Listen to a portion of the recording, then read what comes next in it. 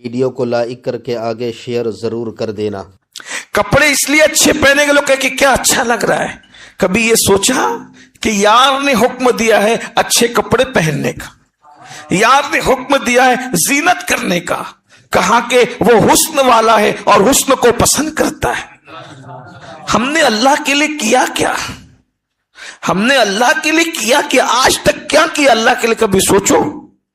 اور جو چیز اللہ کے لیے نہیں کی جاتی ہے، عمل کوئی ہو، وہ تجارت تو ہے مگر عبادت نہیں ہے۔ عبادت کی تعریف یہ ہے جو اللہ کے لیے کیا جائے اسے عبادت کہتے ہیں، اور جو اللہ کے لیے نہیں ہے وہ عبادت ہو ہی نہیں سکتی۔ اس کا مطلب ہم عبادت نہیں کر رہے، ہم تو تجارت کر رہے ہیں، تاجر ہو گئے۔ ہم سے بڑا مکار کون ہو سکتا؟ داڑھی اس لیے رکھی لوگ نیک کہیں، یا اس لیے رکھی نہیں رکھوں گا تو لوگ کیا کہیں گے؟ رمضان المبارک کے روزے اس لیے رکھے نہیں رکھوں گا تو لوگ کیا؟ اگر میں روزہ نہیں رکھتا ہوں تو پورا محلہ تھو تھو کرے گا، یہ بھی نیت ہے روزے کی؟ للہ کا مطلب کیا ہے؟ میرے بھائی، اگر صحابی کی نیت بدل جائے، اگر صحابی کی نیت بدل جائے تو رسول اللہ ان کے اجر کے بارے میں بھی بیان کرتی۔ یہ حدیث جو میں نے پڑھی آپ کی بخاری شریف کی پہلی ہے، کیوں ہے؟ ایک صاحب تھے، ان کے ذہن میں خیال آیا کہ مدینے والے اپنی بیٹیاں غیر مدنی کو نہیں دیتے، تو اگر میں ہجرت، اور جو لوگ ہجرت کر رہے ہیں مدینے والے اپنی بیٹیاں ان کو دے رہے ہیں، تو اگر میں ہجرت کر لوں تو میری بھی کسی مدنی لڑکی سے شادی ہو جائے۔ اور انہوں نے اس نیت سے ہجرت کی تو حضور نے منبر پہ کھڑے ہو کے فرمایا، جس نے اللہ کے لیے ہجرت کی اس کے لیے اللہ کی طرف سے اجر ہے، اور جس نے بیوی اور دنیا کے لیے ہجرت کی اس کے لیے بیوی اور دنیا۔ دیکھ رہے ہیں یہ حدیث اسی لیے تو آئی نا کہ ایک صاحب نے یہ سوچا، بڑی اور بھی اس پہ روایت ہے لیکن میں نے ایک روایت رکھ دی آپ کے ساتھ۔ تو آج یہ امت عمل تو کر رہی ہے لیکن جان عمل سے ناواقف ہے۔ تو پہلا راز ہے نیت۔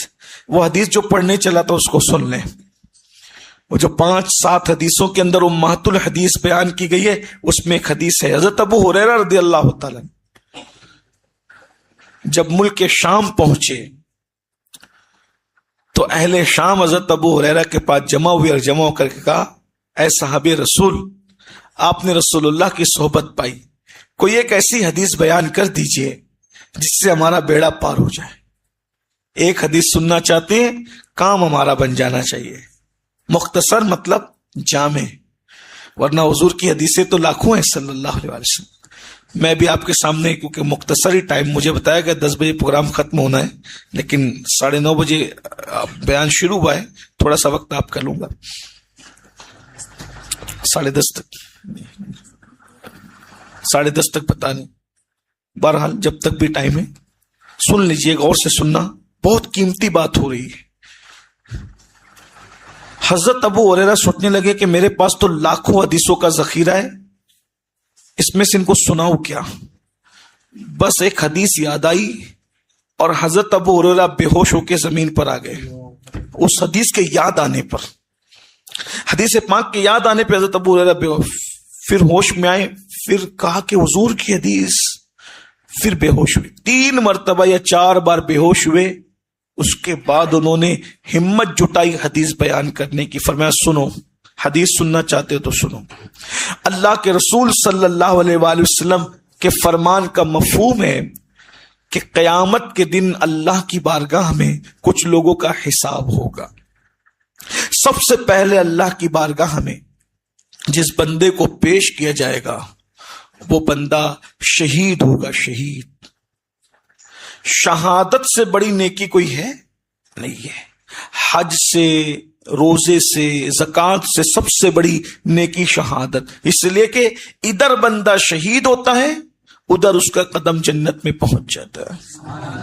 اس لیے کہ ہر عبادت میں انسان وقت دیتا ہے اور شہادت میں انسان جان دیتے، دنیا سے چلا جاتا ہے وہ۔ نان دینے والا اور جان دینے والا برابر تو نہیں ہو سکتا نا. نان مطلب روٹی.